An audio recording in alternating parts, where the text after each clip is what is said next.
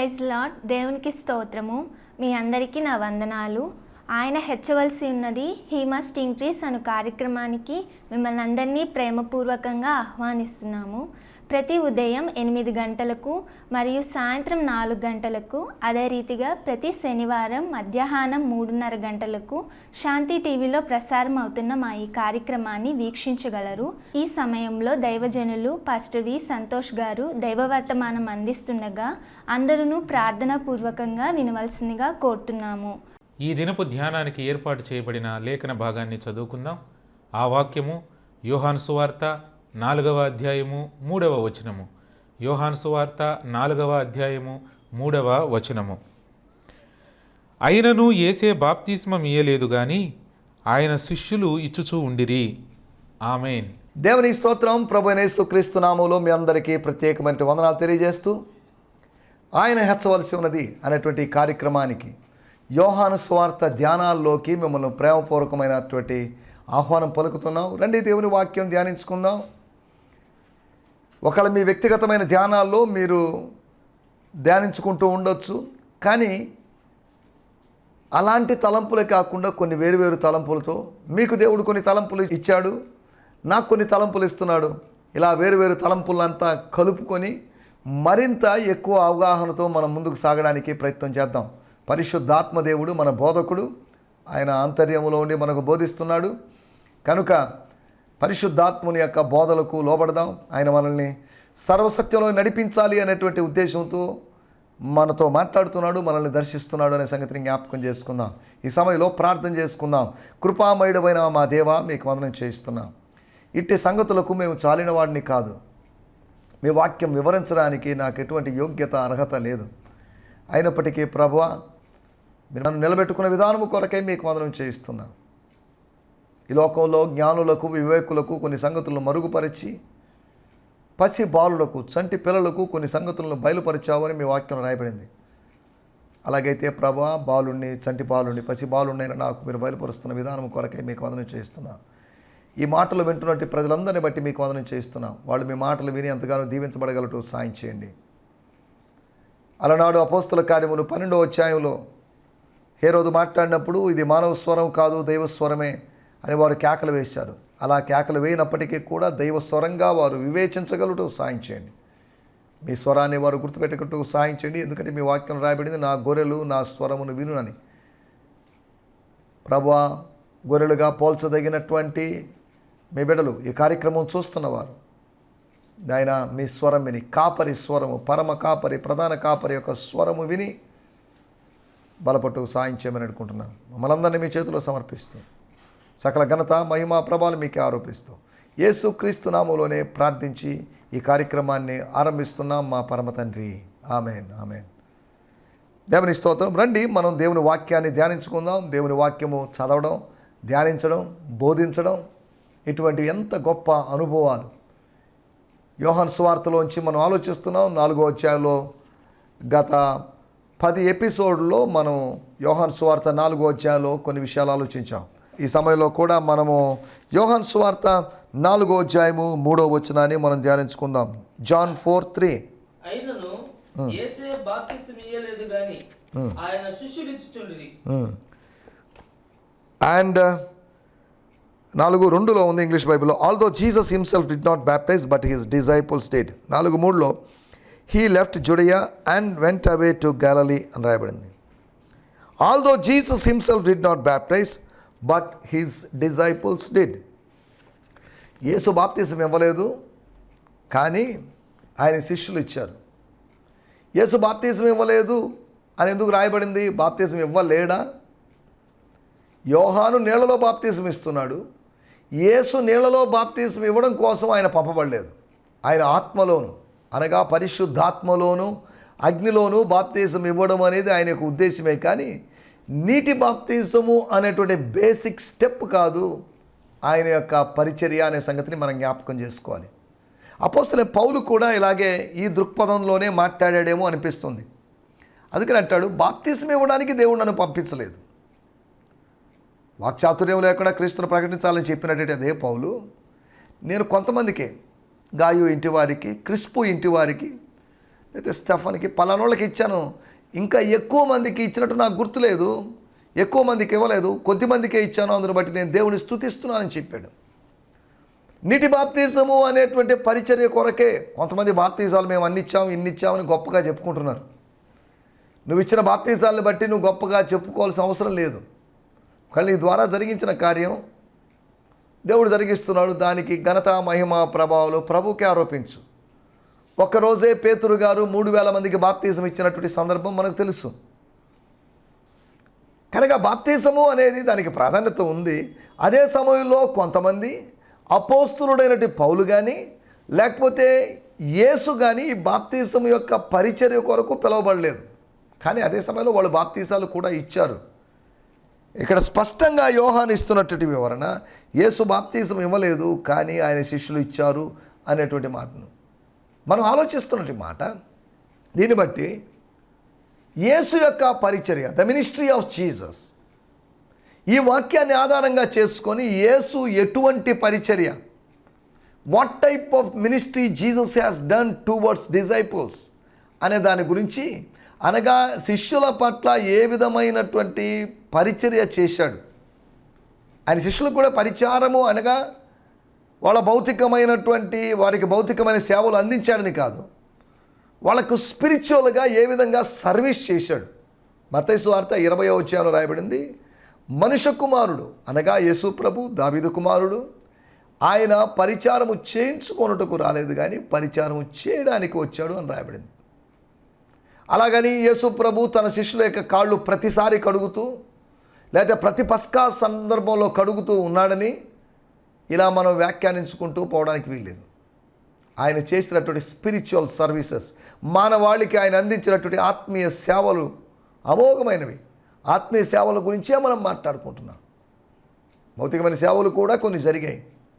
వాళ్ళకి కొద్దిగా భోజనం తినమన్నాడు, వాళ్ళ భౌతికమైన విషయాలు నేర్పించాడు, భౌతికంగా ఎలా డీల్ చేయాలి అనేటువంటి విషయాలు ఇవన్నీ యేసు ప్రభు వాళ్ళకి నేర్పించాడు. అనగా మోరల్గాను స్పిరిచువల్గాను లేదు అంటే ఇంకా జనరల్గా కూడా సాంఘికంగా వాళ్ళు ఎలా ఉండాలి అనేటువంటి విషయాలు యేసు వారికి నేర్పించాడు. యేసు అన్ని విషయాలు వారికి నేర్పించగలడు. యేసు సమస్త లేకపోతే సర్వజ్ఞాని అయి ఉన్నాడు, అనంత జ్ఞాని అయి ఉన్నాడు అని అర్థం చేసుకోవాలి. దేవునికి స్తోత్రం. మనం ఆలోచిస్తున్నటువంటి మాట ఏంటంటే యేసు యొక్క పరిచర్య, ద మినిస్ట్రీ ఆఫ్ జీసస్. ఈ మాట చెప్పినప్పుడు మనం ఒక మాటను అర్థం చేసుకోవాలి. యోహాను సువార్త 3వ అధ్యాయము 22వ వచనంలో మనం గమనిస్తే, జాన్ 3:22, ఆఫ్టర్ యేసు తన శిష్యులతో కూడా యోదయ దేశమునకు వచ్చి అక్కడ వారితో కాలం గడుపుచు బాప్తిసం ఇచ్చుచుండెను. And after these things Jesus and his disciples came to the land of Judea and there he spent time with them and baptized. 3:22, 4:3 కొద్దిగా పరస్పర విరుద్ధమైన వాక్యాలుగా కనిపిస్తున్నాయి. ఇందులో వైరుధ్యమేం లేదండి. ఏది కరెక్టు, అది కరెక్టా, ఇది కరెక్టా, 3:22 కరెక్టా లేదా 4:3 కరెక్టా? ఒకచోటేమో యేసు బాప్తిజం ఇచ్చాడనుంది, ఒకచోట యేసు బాప్తిజము ఇవ్వలేదు అని ఉంది. ఏది కరెక్టు? యేసు బాప్తిజం ఇచ్చాడా, బాప్తిజం ఇవ్వలేదా?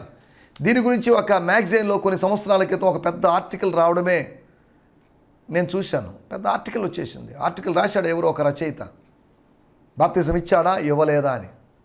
ఇది పెద్ద వివాదాస్పదమైన విషయం కాదు.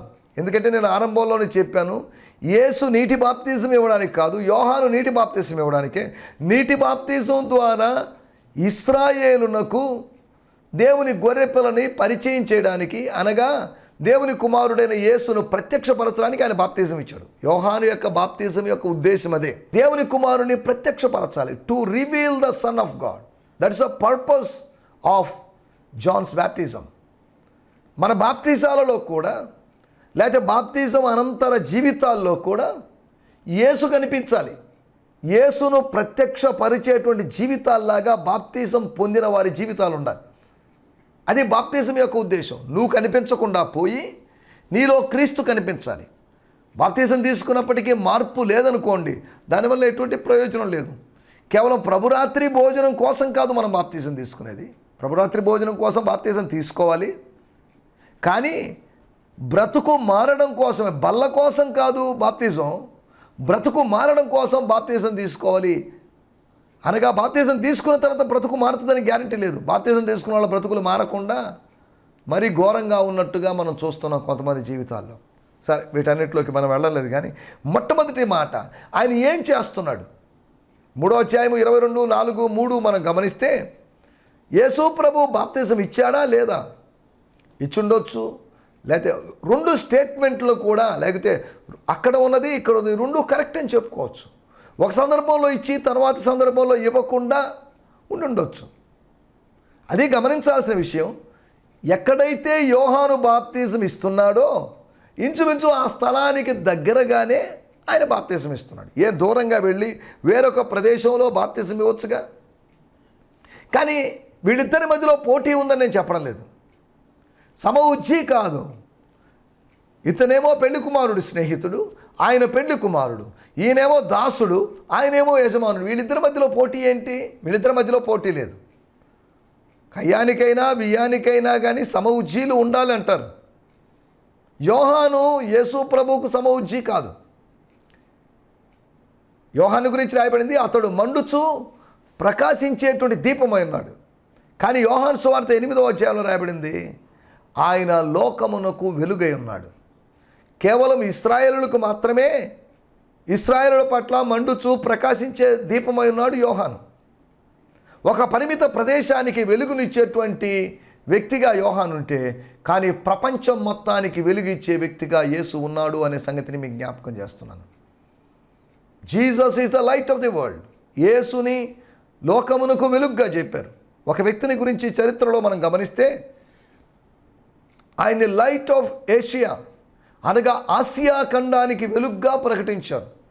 బుద్ధుణ్ణి, గౌతమ బుద్ధుణ్ణి ఆసియా ఖండానికి వెలుగుగా ప్రకటించారు. మంచిదే, వాటిలోకి మనం వెళ్ళలేదు. కానీ ఎందుకు ఏంటి అనే వివరాలు మీరు నెట్లో మీరు సెర్చ్ చేసుకోవచ్చు. ఆ వ్యక్తి ఆసియా, యేసుక్రీస్తు కన్నా 500 సంవత్సరాల క్రితం ఉన్నటువంటి వ్యక్తి ఒక ఆసియా ఖండానికి మాత్రమే వెలుగుగా ఉంటే, అలాగని ఆసియా ఖండంలో ప్రతి వ్యక్తికి వెలుగుగా ఉన్నాడని కాదు దాని అర్థం. కానీ యేసు యొక్క పరిస్థితి చూడండి. యేసు 7 ఖండాలు లేకపోతే 6 ఖండాలు, ఈ ఖండాలన్నీ కలిగి ఉన్నటువంటి ఈ విశ్వానికి ఆయన వెలుగై ఉన్నాడు అనే సంగతిని మనం మర్చిపోకూడదు. యేసుప్రభు స్వయంగా చెప్పాడు, మీరు అతని వెలుగులో, బుద్ధుని యొక్క వెలుగు కాదండి, యోహాను యొక్క వెలుగులో, యోహాను యొక్క వెలుగులో కొంతకాలం ఉండాలని లేకపోతే ఉండి ఆనందించారు. కొంతకాలం తర్వాత ఏమైంది? యోహాను వెలుగు వాళ్ళకి నచ్చలేదు. యోహాను వెలుగు అంటే ఇష్టం లేదు వాళ్ళకి. యోహాను వెలుగు ఆరిపోయింది.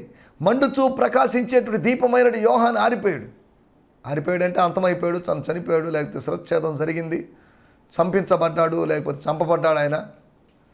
కానీ యేసు మాత్రం అలా కాదు. ఒక హేరోదుతో ఉన్నటువంటి సమస్య వలన తన ప్రాణాన్ని కోల్పోయాడు. యేసు ప్రభువుకు అలా కాదు. కైసరుతోనూ, పిలాతుతోనూ, హేరోదుతోనూ వీళ్ళందరితో సమస్యలు అంటే వీళ్ళందరితో యేసు ప్రభు గొడవ పడ్డాడని కాదు దాని అర్థం. వీళ్ళందరితో ఇష్యూ ఉంది. రాజ్యాన్ని గురించి మాట్లాడుతూ, నా రాజ్యము, నేను రాజునే, యూదులకు రాజునే మీరు అన్నట్టే, అయినను నా రాజ్యం ఈ లోక సంబంధమైనది కాదు అని స్పష్టంగా రాజ్యం గురించి చెప్పినప్పటికీ తమ రాజ్యానికి వ్యతిరేకంగా లేకపోతే కొంతమంది తిరుగుబాటుదారులు చేస్తున్నాడో లేకపోతే ప్రేరేపిస్తున్నాడు అని యేసును గురించి వాళ్ళు భయపడ్డారు. యేసు ప్రభు చేస్తున్నటువంటి ఆశ్చర్యకార్యాలకి, అద్భుత కార్యాలకి లోకమంతా ఆయన వెనకాల వెళుతున్నప్పుడు పరిచయాలు అన్నారు, లోకమంతా ఆయన వెనకాల వెళుతుంది అని ఆశ్చర్యపోయి ఏం చేయాలో అర్థం కాక అవాక్ అయిపోయినటువంటి సందర్భాన్ని కూడా మనం లేఖనంలో చూస్తున్నాం. దేవుని స్తోత్రం. యేసు యొక్క పరిచర్య మొట్టమొదటి విషయం, he gave training to them, వాళ్ళకి శిక్షణ ఇచ్చాడు. యేసు పరిచర్య 3 విధాలుగా ఉంది. కేవలం 3 విధాలుగానే కాదు, యేసు పరిచర్య శిష్యుల పట్ల ఎలా ఉంది అనే దాని గురించి ఆలోచిస్తున్నాం. He gave training to them, he trained them. బాప్తిజం ఎలా ఇవ్వాలి? బాప్తిజం యొక్క అర్థం ఏంటి? బాప్తిజం యొక్క అంతరార్థం ఏంటి? బాప్తిజాన్ని గురించిన బోధ వాళ్ళకి చేసి ఉండొచ్చు. అలాగని యేసు చేసిన బాప్తిజాన్ని గురించిన బోధ, శిష్యులకు చేసిన బోధ లేఖనాల్లో లేకపోతే సువార్తల్లో ప్రస్తావించబడలేదు. సమదృక్పథ సువార్తల్లో కానీ యోహాను సువార్తల్లో కానీ ప్రస్తావించబడలేదు. మనం ఆలోచిస్తున్నటువంటి విషయం, ఆయన శిష్యులకు శిక్షణ ఇచ్చాడు. He trained them. 3.5 సంవత్సరాలు శిక్షణ ఇచ్చాడు. ఎలా ప్రార్థన చేయాలి, దెయ్యాలను ఎలా వెలగొట్టాలి, ఎలా వాక్యం ధ్యానించాలి, ఎలా సువార్త ప్రకటించాలి అనేటువంటి అనేకమైన విషయాలు వాళ్ళకి ఇంచుమించు ఒక 10 సంవత్సరాలు బైబిల్ స్కూల్లో చదువుకున్నంత ఇన్ఫర్మేషన్, నాలెడ్జ్, లేకపోతే కేవలం ఇన్ఫర్మేషనే కాదు, దానికన్నా అధికమైనటువంటి జ్ఞానము యేసు ప్రభు యొక్క శిష్యులు పొందుకున్నట్టుగా మనం చూస్తున్నాం. ఈ రోజుల్లో బైబిల్ స్కూల్కి వెళ్తున్నట్టు వాళ్ళ యొక్క క్యారెక్టర్ మారడం లేదు. అందరి గురించి నేను చెప్తాను లేదు, అందరూ బ్యాడ్ క్యారెక్టర్లో ఉన్నారని నేను అనడం లేదు. కానీ జీసస్ బైబిల్ స్కూల్లో, యేసు పాఠశాలలో 3.5 సంవత్సరాలు గడిపినటువంటి శిష్యులు పేతురు, యోహానులు, అపోస్తుల కార్యములు 4వ అధ్యాయంలో మనం గమనిస్తే పేతురు, యోహానుల ధైర్యము చూచి, వారు పామరులైనట్టు చూచి, వారు యేసుతో కూడా ఉన్నారు అని గుర్తించారు. యేసుతో పాటు ఉంటే మన జీవన శైలి మారుతుంది. When we are with Jesus, we would be with Jesus, our lifestyle would be changed, we would be turn into a new man. ఒక కొత్త మనిషిగా మారుతాం. లోకం కూడా, ఓ ఈ మనిషి యేసుతో ఉన్నాడు, పలాని సిస్టర్ యేసుతో ఉంది, పలాని బ్రదర్ యేసుతో ఉన్నాడు. జీవన విధానం మారుతుంది. యేసు జీవన విధానాన్ని మార్చగలడు. పేతురు, యోహానుల యొక్క జీవన విధానం మారింది. వాళ్ళ ధైర్యాన్ని చూశారు. వరల్డ్ సా దేర్ బోల్డ్నెస్ అని వాళ్ళు ఇలాగే చెప్పుకున్నారు. మేము యేసుతో ఉన్నాం, మా ధైర్యానికి కారణం వీళ్ళు చెప్పలేదు, వాళ్ళు అంటున్నారు మీరు యేసుతో కూడా ఉన్నవారు. యేసుతో ఉంటే ధైర్యాన్ని పొందుకుంటావు. యేసుతో ఉంటే నువ్వు పిరికోడిగా కాదు, యేసుతో ఉంటే నువ్వు ధైర్యశాలిగా ఉంటావు. ఎందుకంటే యేసు పిరికివాడు కాదు, యేసు ధైర్యశాలి. ఆయనకి పిరికితనం అంటే ఏంటో తెలియదు, ధైర్యం, తెగించిన వ్యక్తి. కాబట్టి మనం ఇక్కడ ఆలోచిస్తున్నటువంటి విషయం, మొట్టమొదటి విషయం, వారికి శిక్షణ ఇచ్చాడు.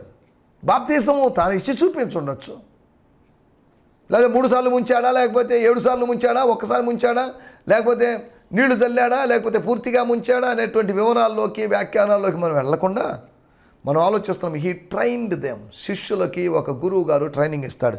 రెండో విషయాన్ని మనం ఆలోచించినట్లయితే మత్తయి సువార్త 28వ అధ్యాయం 17, 18, 19 వచనాల్లో గమనిస్తే గ్రేట్ కమిషన్ అని చెప్పబడినటువంటి, లేకపోతే మనల భాషలో అంత్యకల్పన అని చెప్పబడినటువంటి, లేకపోతే చివరి ఆజ్ఞ అని చెప్పబడినటువంటి, సర్వలోకానికి వెళ్ళండి, సర్వ సృష్టికి సువార్తను ప్రకటించండి, విశ్వసించిన వారికి అనగా నమ్మిన వారికి బాప్తిసం ఇవ్వండి, నమ్మే బాప్తిసం పొందినవాడు రక్షింపబడతాడు, బాప్తిసం ఇవ్వండి అని చెప్పాడు. అనగా భవిష్యత్తులో వాళ్ళు ఇచ్చేటువంటి బాప్తీసాల కొరకు వాళ్ళు సిద్ధపరిచాడు. ఇప్పుడు కొద్దిమందికి మీరు బాప్తీసం ఇస్తున్నారు. యేసు కూడా బాప్తీసం, లేకపోతే యేసు శిష్యులు కూడా బాప్తీసం ఇవ్వడం ఆరంభించిన తర్వాత అరణ్యములో యోహాను దగ్గరికి, యోర్దాను నది దగ్గర గుంపులుగా వెళ్తున్న వాళ్ళ సంఖ్య, యోహాను దగ్గరికి వెళ్తున్న వాళ్ళ సంఖ్య పెరిగిందో తరిగిందో మనకు తెలియదు. కానీ ఏదేమన్నప్పటికీ పక్కనే వచ్చి మినిస్ట్రీ స్టార్ట్ చేశాడు కాబట్టి కాస్త తగ్గిండొచ్చు, తగ్గింది కూడా. ఆయన 2 శిష్యులు కూడా ఈ స్కూల్లోకి వచ్చేసారు. జాన్స్ స్కూల్లోంచి జీసస్ స్కూల్లోకి వచ్చినట్టుగా మనం చూడగలం. మనం ఆలోచిస్తున్న మాట, ఒకటి శిక్షణ ఇచ్చాడు, రెండోది సిద్ధపరిచాడు. He prepared for the future ministry. ఒక నిజమైన బోధకుడు, నిజమైన గురువు భవిష్యత్తు పరిచర్య కొరకు నిన్ను సిద్ధపరుస్తాడు. మన సంఘ విశ్వాసుల్ని, మన అసిస్టెంట్ పాస్టర్ని భవిష్యత్ పరిచర్య కొరకు సిద్ధపరచాలి. ఎలీషాని భవిష్యత్ పరిచర్య కొరకు, మోషే, యెహోషువని భవిష్యత్ పరిచర్య కొరకు, ఫ్యూచర్ మినిస్ట్రీ కొరకు సిద్ధపరిచాడు. అపోస్తలుడైన పౌలు తిమోతిని ఫ్యూచర్ మినిస్ట్రీ కొరకు సిద్ధపరిచాడు. మనం కూడా మన సంఘ విశ్వాసుల్ని, యవనస్తుల్ని భవిష్యత్ పరిచర్య కొరకు సిద్ధపరచాల్సిన అవసరం ఉంది. నేను ప్రభు కృపను బట్టి 26 సంవత్సరాలుగా పరిచర్యలో ఉన్నాను. ఇక ఎంతకాలం ఉంటానో తెలియదు. దేవుడు ఎంతకాలం భూమి మీద అనుమతిస్తాడో నాకు తెలియదు. ఒక 5 కావచ్చు, 10 కావచ్చు, లేదా 1 సంవత్సరం కావచ్చు. కానీ ఈలోపు నేను కొంతమందిని తయారు చేయాల్సినటువంటి అవసరం ఉంది. కొంతమంది తయారు కావాలి. శిష్యుల తయారీ అనే దాని గురించి మనం గత దినాల్లో మనం మాట్లాడుకున్నాం, ఎలా తయారవుతారనే దాని గురించి. రెండో విషయము, వాళ్ళని సిద్ధపరిచినట్టుగా మనం చూస్తున్నాం. వాళ్ళని ఎలా సిద్ధపరిచాడు అంటే,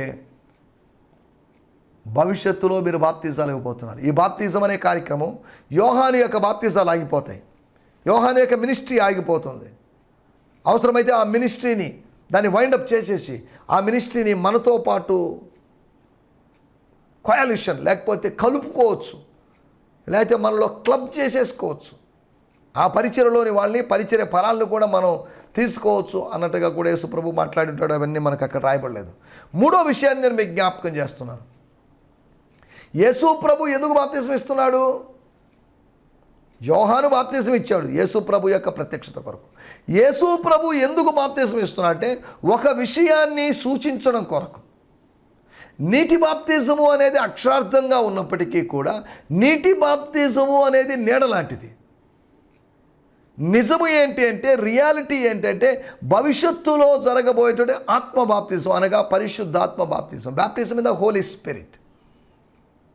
నీటి బాప్తిజం అబద్ధం నేను అనడం లేదు, నీటి బాప్తిజం నిజం. అదే సమయంలో నీటి బాప్తిజం కన్నా జీవితాన్ని మరింత ఎక్కువగా బ్రతుకును ప్రభావితం చేసేటువంటి ఒక బాప్తిజం ఉంది, హోలీ స్పిరిట్ బాప్తిజం. ఆత్మచేత, ఆత్మ జలాలలో మునిగి తేలడం, ఆత్మజలాల్లో బాప్తిజం అనేటువంటి సంగతిని అది మనిషి ఇచ్చింది. ఇది మనిషి ఇచ్చేది కాదు, దేవుని ఆత్మ ఇచ్చేది. కాబట్టి ఒక మనిషికి నీటి ద్వారా, ఆత్మ ద్వారా అని చెప్పబడినట్లుగా నీటి ద్వారా లేదా బాప్తిజం అనుభవం. నీటి ద్వారా అంటే బాప్తిజం అని కాదు దాని అర్థం. సరే, దానిలో వివరణలోకి 3వ అధ్యాయంలో మనం మాట్లాడుకుంటున్నప్పుడు దాన్ని కాస్త వివరించడం జరిగింది. ఇక్కడ మనం ఆలోచిస్తున్నట్టు మాట, 3వ మాట వాళ్ళకి సూచించాడు, వాళ్ళకి డినోట్ చేశాడు, వాళ్ళకి రిమైండ్ చేశాడు, జాగ్రత్త, ఈ నీళ్ళ బాప్తిజాలే ప్రాముఖ్యమని మీరు భావిస్తున్నారేమో, కానీ ఆత్మలో బాప్తిజం యొక్క అవసరత ఉంది. మిమ్మల్ని మనుషులను పట్టు జాలులుగా చేస్తాను అని అన్నప్పుడు వాళ్ళని ఏమి చేయకుండా అలా ఉంచలేదు. కానీ తర్వాత వచనాల్లో లేకపోతే అపోస్తుల కార్యము 2వ అధ్యాయంలో గమనిస్తే 2వ అధ్యాయములో నీటి బాప్తిజం, ముందు పరిశుద్ధాత్మ బాప్తిజం కనిపించింది, తర్వాత నీటి బాప్తిజం. తర్వాత అపోస్తుల కార్యములో మనం గమనిస్తే 10వ అధ్యాయంలో కొర్నేలి ఇంట్లో మొదట పరిశుద్ధాత్మ బాప్తిజం, తర్వాత నీటి బాప్తిజం కనిపించింది. 2వ అధ్యాయానికి 10వ అధ్యాయానికి తేడా ఏంటంటే 2వ అధ్యాయము మిక్స్డ్ గ్రూప్, మిక్స్డ్ ఆడియన్స్, 10వ అధ్యాయంలో కేవలం జెంటైల్ ఆడియన్స్.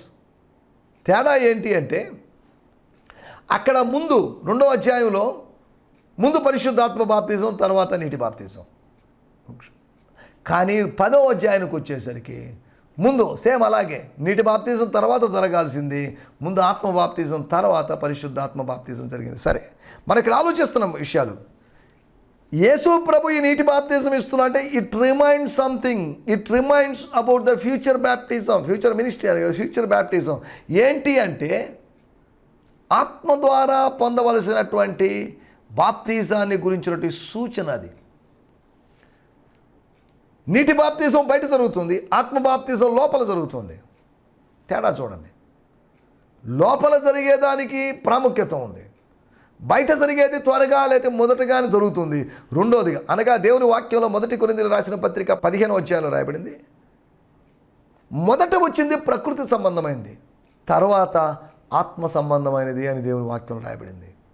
అలాగనే మొదట వచ్చినవన్నీ ప్రకృతి సంబంధమైనవి, తర్వాత వచ్చినవి ఆత్మ సంబంధమైనవి అని మనం చెప్పుకోవడానికి వీల్లేదు. అదే ఉదాహరణ, మొదట వచ్చినటువంటి పరిశుద్ధాత్మ బాప్తిజం అది ప్రకృతి సంబంధమైనదని, తర్వాత వచ్చిన నీటి బాప్తిజం ఆత్మ సంబంధమైనదని మనం వ్యాఖ్యానించడానికి వీల్లేదు.